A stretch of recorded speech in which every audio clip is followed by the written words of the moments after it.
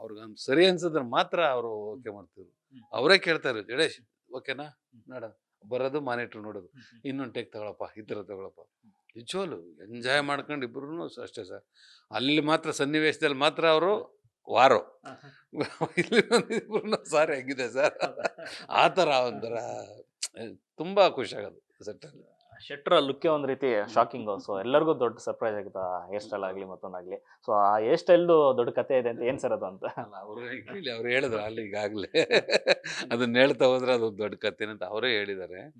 But ಏನಂದ್ರೆ ಅದು ಮಾಡಿಸಿದ್ರೆ ಮಾತ್ರ ಅದು ಚೆನ್ನಾಗಿ ಅದ್ಭುತವಾಗಿ ಬರುತ್ತೆ. ಈಗ ಸಾರ್ ಅವ್ರು ಹೇಳಿ ಆ ಒಂದು ಜಾಗಕ್ಕೆ ಅವ್ರ ಕಡೆಯಿಂದ ಮಾಡಿಸಿದ್ಕೆ ಇವತ್ತು ಅವ್ರ ಹಿಂದೆ ರಜನಿಕಾಂತಿಗೆ ಮಾಡೋ ಅಂಥವ್ರು ಅವ್ರ ಕೈಲೇ ಮಾಡಿಸಿರೋದು. ಕೇರಳದಿಂದ ಅವ್ರು ಬರಬೇಕು. ಅವಾಗ ಅದೇ ಹೇಳಿದ್ರು ರಾಜ್ಬಿ ಸರ್, ಅಪ್ಪ ತುಂಬ ಬರ್ಡನ್ ಆಗುತ್ತೆ, ನಾಳೆ ದಿವಸ ನನ್ನ ಮೇಲೆ ಹೊರೆ ಹಾಕ್ಬಾರ್ದು, ಈ ಥರ ಇದ್ರೆ ಮಾತ್ರ ಹಾಕೋದಿಲ್ಲ. ನಾನು ಬೋರ್ಡ್ನಾಗೆ ನಾನು ಬಂದಿರೋದು ಪಾತ್ರಕ್ಕೆ, ಇಲ್ಲ ನಾನು ಡೈರೆಕ್ಟರ್ ಆಗಿರ್ತಿದ್ದೆ, ಒಂದು ಮೊಟ್ಟೆ ಕಥೆಯಿಂದ ಬಂದಿದ್ದು ಅಂತ. ಇಲ್ಲ ಸರ್ ಪರವಾಗಿ ಮಾಡಿ ಸರ್ ಅದು, ಯಾಕಂದರೆ ಜಡೇಶ್ ಅವರ ಕನ್ವಿನ್ಸ್ ಮಾಡಿದರು, ಇದಕ್ಕೆ ಹಿಂಗೆ ಹಾಕಿದ್ರೆ ಈ ಥರ ಹೆಂಗೆ. ಇನ್ನೂ ಒಂದು ಗೆಟಪ್ ಇದೆ, ಆ ಗೆಟಪಲ್ಲಿ ಬೇರೆ ಸ್ಟೈಲ್ ಇನ್ನೂ ಸೂಪರ್ ಡೂಪರ್ ಇದೆ ಅದು.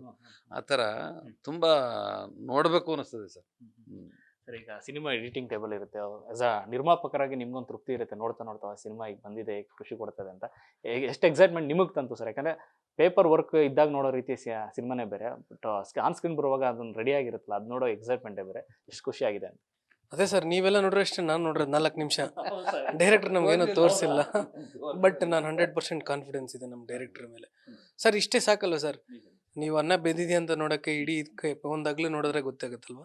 ಸೊ ಇದು ನಮ್ಮ ಡೈರೆಕ್ಟರ್ ನಮಗೆ ಪ್ರೊಡ್ಯೂಸರ್ಗೆ ಎಕ್ಸಾಂಪಲ್ ಕೊಟ್ಟಿದ್ದಾರೆ. ಸರ್ ನೋಡಿ ಸರ್, ಇದು ಸ್ಯಾಂಪಲ್ಲು, ಸಿನಿಮಾ ಹಿಂಗೆ ರೆಡಿ ಆಗ್ತಾ ಇದೆ ಅಂತ. ಓಕೆ ಸರ್, ನಾವೇನು ಕೇಳಕ್ಕೆ ಹೋಗಲ್ಲ ನಿಮ್ಮನ್ನ ಅಂತ ನಾವಿದ್ದೀವಿ. ಖುಷಿ ಇದೆ ಸರ್, 100% ಖುಷಿ ಇದೆ. ನೇರವಾಗಿ ಲ್ಯಾಂಡ್ ಲಾರ್ಡ್ ಅಂತ ಟೈಟ್ಲ್ ಹೇಳೋ ಪ್ರಕಾರ ನೋಡಿದ್ರೆ ಇದು ತುಳಿತುಕೊಳ್ಳೋದು ಅದರ ಕಥೆನೇ ಆಗಿರುತ್ತಾ? ಅದು ಲ್ಯಾಂಡ್ ಅದೇ ಉಳುವವನೇ ಭೂಮಿಯ ಒಡೆಯ ಈ ಒಂದು ಕಂಟೆಂಟ್ಗೆ ಆಗಿರುತ್ತೆ. ಯಾಕಂದ್ರೆ ಕಟ್ಟಡದಲ್ಲಿ ನೋಡಿದ್ದೀವಿ, ಅದನ್ನು ಹೊರತುಪಡಿಸಿ ಏನಿರುತ್ತೆ ಅಂತ. ಇಲ್ಲ ಸರ್, ಅದೇ ಬೇರೆ ಇದೇ ಬೇರೆ ಸರ್.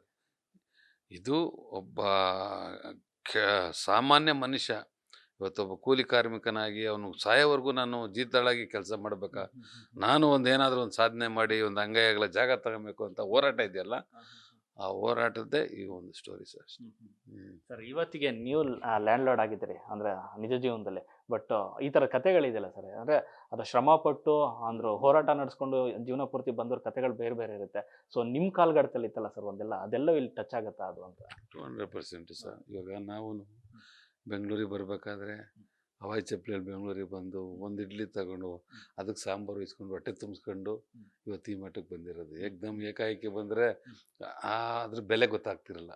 ಇವತ್ತು ಆ ರೀತಿ ನಾವು ಬಂದು ಇವತ್ತು ಈ ಮಟ್ಟಕ್ಕೆ ಬಂದಿರೋದಕ್ಕೆ ಕಷ್ಟದ ಶ್ರಮದ ಇದೇನು ಅಂತ ಗೊತ್ತಾಗುತ್ತೆ ಸರ್. ಸರಿ ಸರ್, ಪ್ರೊಡ್ಯೂಸರ್ ಆಗಿ ಈ ಥರ ಕಥೆಗಳು ಕನ್ನಡ ಸಿನಿಮಾಗೆ ಇವತ್ತಿನ ಪರಿಸ್ಥಿತಿಗೆ ಎಷ್ಟು ಅವಶ್ಯಕತೆ ಇರುವಂಥದ್ದು? ಯಾಕಂದರೆ ಬೇರೆ ಬೇರೆ ಭಾಷೆಗಳನ್ನ ನಾವು ನೋಡ್ತಾ ಇದ್ದೀವಿ, ಹಸುರನ್ನು, ಕರ್ಣನ್ನು, ಜೈ ಭೀಮನ್ನು ನೋಡಿದಾಗ ನಮ್ಮಲ್ಲೂ 1000 ಕಥೆಗಳಿದೆಯಲ್ಲಪ್ಪ, ಅಥವಾ ನಮ್ಮ ಬರಹಗಾರರು ಬರೆದಂಥ ಸಾಕಷ್ಟು ಕಥೆಗಳಿದೆ. ಈಗ ಚೋಮನ ದುಡಿ ಇನ್ಸ್ಪೈರ್ ಅಂತಾರೆ ಈ ಸಿನಿಮಾಗೆ, ಬಟ್ ಆ ಥರದ ಕಥೆಗಳು ಯಾರು ಮುಂದೆ ಬರ್ತಾ ಇರಲಿಲ್ಲ. ಸೊ ಅಂಥದ್ದನ್ನು ನೀವು ಒಪ್ಕೊಂಡು ಮಾಡ್ತಾ ಇದ್ರೆ, ಸೊ ಎಷ್ಟು ಅವಶ್ಯಕತೆ ಇದೆ ಸರ್ ಈ ಇಂಡಸ್ಟ್ರಿಗೆ ಇವತ್ತಿಗೆ ಅಂತ? Sir it is a need of our sir, 100% ಅವಶ್ಯಕತೆ ಇದ್ದೇ ಇದೆ. ಬಟ್ ಎಲ್ಲದಕ್ಕಿಂತ ಅವಶ್ಯಕತೆ ಏನು ಅಂದರೆ ಒಳ್ಳೆ ಕಂಟೆಂಟ್ ಅವಶ್ಯಕತೆ ಇದೆ ಸರ್ ಇವತ್ತು. ಆಡಿಯನ್ಸ್ ನೀವು ಯಾವ ಥರ ಸಿನಿಮಾ ಮಾಡ್ತೀಯ, ಏನು ಮಾಡ್ತೀಯ, ಯಾರನ್ನ ಹಾಕೊಂತೀಯ, ಏನು ಇವತ್ತು ಫುಲ್ ಎಕ್ಸ್ಪೋಸ್ ಆಗಿಬಿಟ್ಟಿದ್ದಾರೆ ಸರ್, ಗ್ಲೋಬ್ಗೆ ಎಕ್ಸ್ಪೋಸ್ ಆಗಿಬಿಟ್ಟಿದ್ದಾರೆ. ಸೊ ಅವ್ರಿಗೇನು ನೀವು ಒಳ್ಳೆ 2 ನಿಮಿಷ ಅವ್ನು ದುಡ್ಡು ಕೊಟ್ಟು ಬಂದರೆ ಅವ್ನಿಗೆ ಬೋರ್ ಹೊಡ್ಸರ್ ಅವ್ನು ಯಾಕೆ ಸರ್ ನಿಮ್ಮ ಸಿನಿಮಾ ನೋಡೋಕೆ ಬರ್ತಾನೆ. ಬಟ್ ಅದೇ ನಾವು ಕತೆ ಅನ್ನೋದು ಎಷ್ಟು ಇಂಪಾರ್ಟೆಂಟ್ ಆಗುತ್ತೆ ಇವತ್ತಿಗೆ